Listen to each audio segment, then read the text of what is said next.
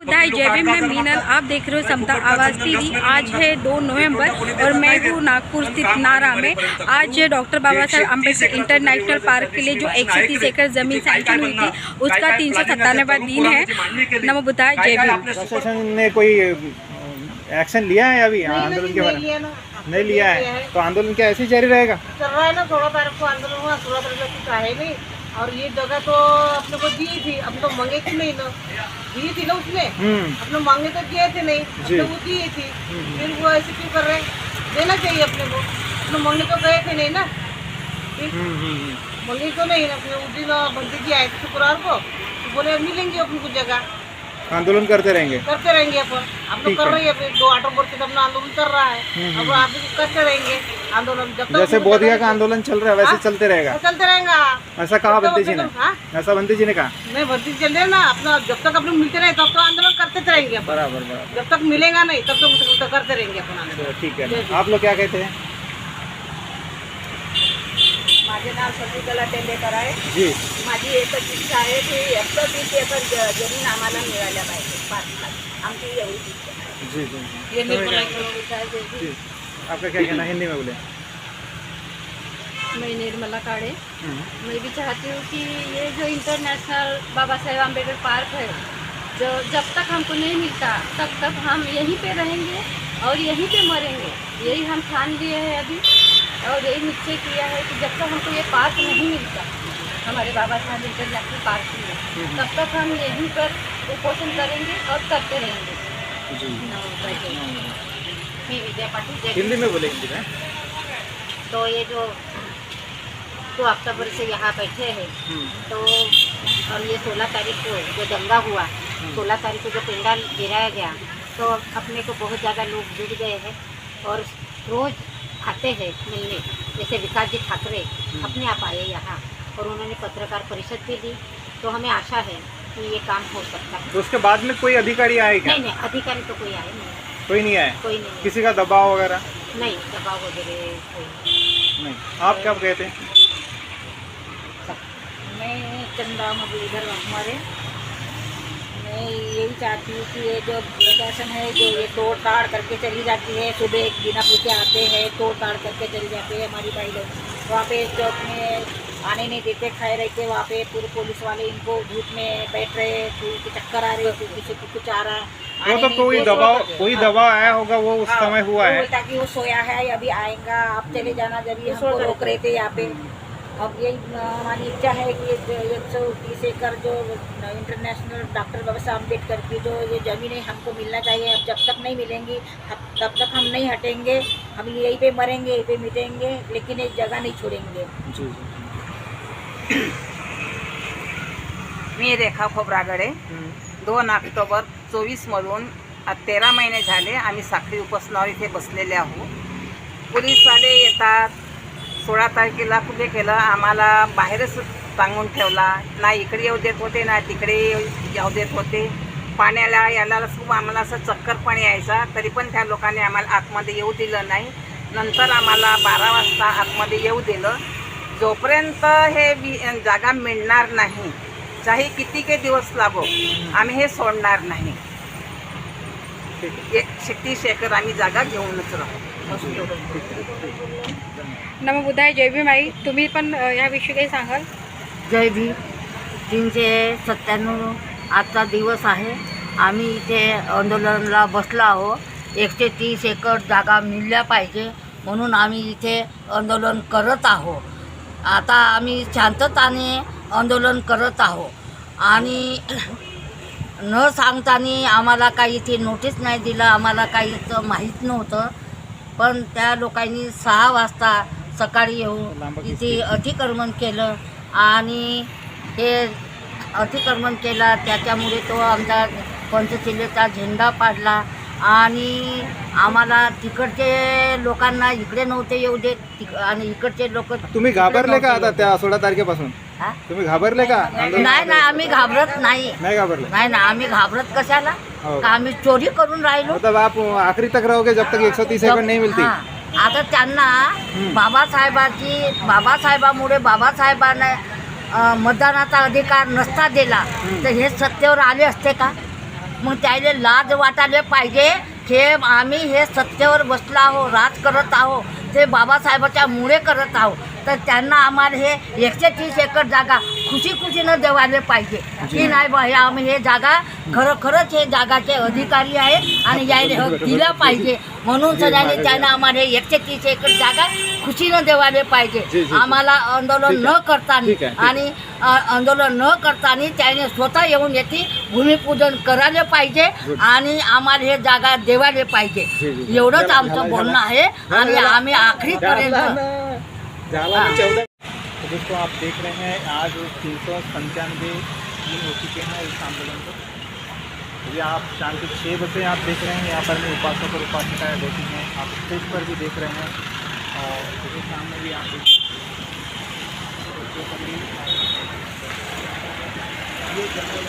ये आंदोलन यहाँ पर में जारी है. आज पूछते हैं कि 395 दिन हो चुके हैं लगभग 4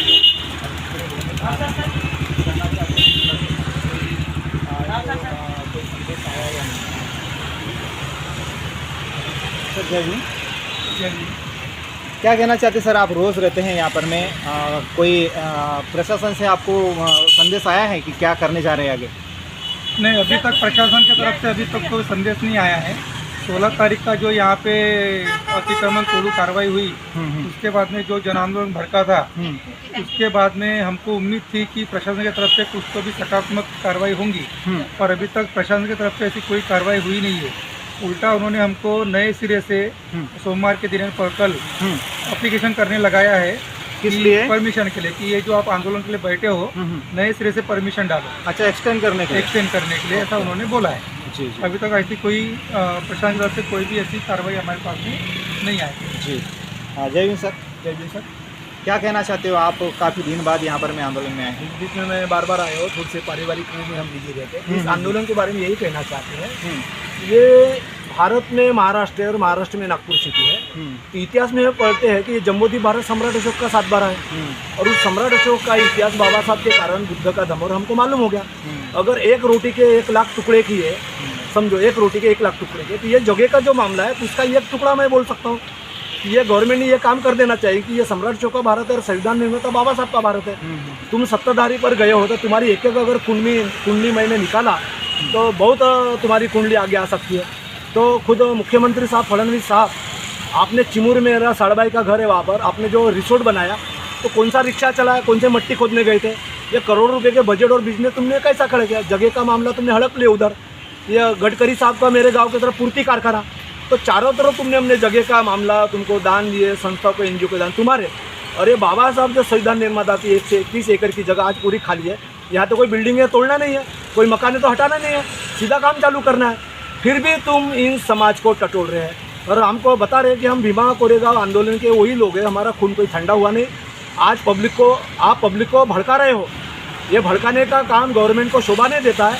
जल्दी जीआर निकाले और या सर्कुलर चालू करे, काम चालू करे. और आप अगर देर करते हो तो जनता और तीव्रता से आंदोलन और गतिमान करेगी. एक जिले का शहर का आंदोलन है, ये 36 जिले का महाराष्ट्र का आंदोलन बन जाएगा. टाइम नहीं लगेगा क्योंकि हमारा गाँव में नेटवर्क हमारा आज फैला हुआ है इशारा करने के लिए. ठीक है. भीम की शेरनियाँ है, जो भीम के शेर है वो तकरीबन 395 दिन के ऊपर हो गया जी. लेकिन ये जो प्रशासन है, ये तानाशाही सरकार है, इतनी बेशर्म और इतनी नालायक बन चुकी है कि उनके बारे में इनको थोड़ा भी यानी कैसे रहम नाम की चीज़ नहीं आ रही है. इतनी बेशर्म बन चुकी है. और यहाँ पे तो हमारा सारा हक हमारा ही है, लेकिन ये जानबूझ के इसलिए न्याय नहीं दे रहे. उसमें रीज़न है ना सबसे बड़ा, कांस्टेबल इनका, पीएसआई इनका, पीआई इनका, वकील इनका, जज इनका, शासन इनका, लोकल गुंडे इनके, लोकल नेता इनका. तो न्याय कहाँ से मिलेगा हमारे को? इसलिए जब तक हमारे हाथ में सत्ता नहीं आती तब तक ये न्याय मिलने से रहा. क्योंकि 395 दिन के ऊपर हो गए और ये हद की भी हद पार हो गई. वो कैसे दिन रात कैसे जद्दोजहद कर रहे हैं, कैसा संघर्ष कर रहे हैं हमारी महिलाएं. और ये जो भीम के शेर हैं कैसे यहाँ पर आ रहे हैं और उनको ज़रा लाज नहीं तानाशाही सरकार को. तो हमारा उनसे यही एक कहना है कि तुम अगर न्याय नहीं देना चाहते हो तो सीधा एक चैलेंज है, ये सारे फसाद की जड़ क्या है? EVM machine. बिना ईवीएम मशीन के चुनाव लड़ा दो. तुम्हारी एक भी अगर सीट आई तो मेरे जो मूछ है तुमसे भी महत्व की, उसका सिर्फ एक ही बाल काटूंगा मैं और तुम्हें समर्पित करूंगा. इतना कह के मैं ये आपको संदेश देना चाहता हूँ मीडिया को, क्योंकि आप यहाँ पर आए, बहुत बहुत धन्यवाद। क्योंकि सारी जो मीडिया है इन्होंने खरीद के रखी है, सारी मीडिया जो इलेक्ट्रॉनिक मीडिया इनकी दलाल बन चुकी है, इनके पैरों की जूती बन चुकी है। और हमें अभी न्याय आपसे आस है, अगर आप ईमानदार हो तो आप भी हमारा ये जो कार्यक्रम है ये पूरे भारत भर में पहुँचाइए, क्योंकि सरकार को अभी ये आंदोलन जैसे जैसे तेज़ी से बढ़ रहा है, इनके पसीने अभी छूट गए हैं। इसलिए सारे भारतवासियों को मेरा नमो बुद्धाय, जय भीम। सर आप क्या कहना चाहोगे, आपका परिचय दीजिए। मेरा नाम सोमनाथ काटकर। पूरे विश्व में बाबा साहब का नाम एक ज्ञानी पुरुष के नाम से है, और पूरे विश्व में बाबा साहब को ये दुनिया को बनाने वाला एक महान इंसान करके कहा जाता है। और ये भारत देश में बाबा साहब ने जो काम किया है वो पूरे विश्व में कोई लीडर ने किया नहीं। और आज बाबा साहब ने ये देश का संविधान लिखा है, और ये नागपुर शहर में एक धम्म दीक्षा का बड़ा एक प्रोग्राम लेके 56 में जो काम किया है, तो पूरे विश्व में बाबा साहब का आज सही दिशा में पूरा नाम है। और आज इस जगह पे इस नागपुर में ये 130 एकड़ की ज़मीन उतने बड़े व्यक्ति के नाम से न देना, ये बहुत ही शर्मनाक बात है। और ये जल्दी से जल्दी ये मिलना चाहिए, और बाबा साहब के नाम से नारा इंटरनेशनल पार्क बनना चाहिए, डॉक्टर बाबा साहब आम्बेडकर के नाम से। यही मैं उम्मीद करता हूँ, और जल्दी से जल्दी मिले, इतनी हमारी इच्छा है। जी सर, आप भी बताएं। जय भीम सर। जय भीम। जय भीम। क्या कहते हैं सर, 397 दिन हो गए। राम भवसागर यहीं पर 14 अप्रैल को हमारे पालक मंत्री बावनकुड़ी साहब आए थे, और उन्होंने कहा था कि इस जो मसला है 130 एकड़ जगह का डॉक्टर बाबा साहब अम्बेडकर इंटरनेशनल पार्क का, हम 15 दिन के अंदर में सवाल करते। हम कब कितने दिन हो गए अभी? 14 अप्रैल को यहीं पर आए थे, इसी जगह 14 6 महीने हो गए। 6 महीने हो गए जगह आए थे, और यहीं पर बोले बाबा साहब के संविधान के ऊपर देश चलाते, और सभी तरफ चारों तरफ बाबा साहब के नाम से बातें करते कि हम बाबा साहब के देश संविधान के ऊपर देश चलाते। हमारे दिल में, हमारे मन में बहुत आदर है।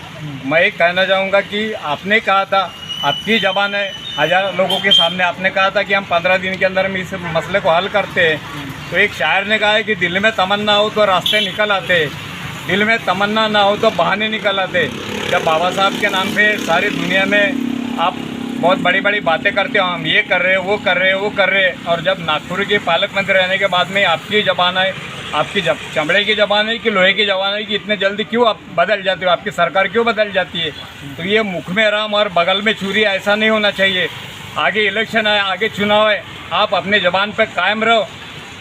हमारा यही कहना है। और बाबा साहब के नाम से जो इंटरनेशनल पार्क की जो जगह है, आपने घोषित किए थे ये पार्क के लिए जगह रखी हुई है 25 साल पहले, और आप इतने जल्दी बदल जाते हो, तो ये इधर बिन पेंदे के लोटे के जैसे ऐसे इंसान मत बनो, और बाबा साहब के जैसे लायक बनो, ताकि दुनिया में भी आपका नाम अमर रहे। और सच्ची ज़बान से चलो, सच्ची ज़बान से सरकार चलाओ। सभी को समानता का बराबर अधिकार दिया है बाबा साहब ने, तो अब इसी बात को लेकर हम भी आंदोलन में बैठे, और अपनी ज़बान पर कायम रहो, यही मैं कहते हुए अपने दूसरे पूरे करता हूँ। क्या कहना चाहते हो आप शॉर्ट में बताइए। अभी कोई प्रशासन से संदेश आया, कोई अधिकारी आया था आपके तरफ? ये 16 तारीख को जो घटना हो गई थी तो कोई तो आए नहीं, लेकिन उनके उसके बाद विकास ठाकरे जी ने अच्छे से, यानी उन्होंने पत्रकार परिषद में अच्छे से बोले कि ये लोगों ने ऐसा ऐसा किया है। और उसके बाद अभिजीत जी वंजारी साहब आए थे। कब आए थे वो? गुरुवार के दिन। अच्छा, गुरुवार का मतलब। हाँ। और फिर शुक्रवार को अपने ज्ञान ज्योति भंती जी आए थे, उन्होंने भी इससे कहे कि ये डॉक्टर बाबा साहब आम्बेडकर इंटरनेशनल पार्क होगा या नहीं होगा, कुछ भी हो जाए या, लेकिन अपन जो आंदोलन अपना उपोषण करते रहेंगे जब तक 130 मिलते नहीं, तब तक अपन उपोषण करते रहेंगे, और हम छोड़ेंगे नहीं, उपोषण करते रहेंगे। जय जी। जी।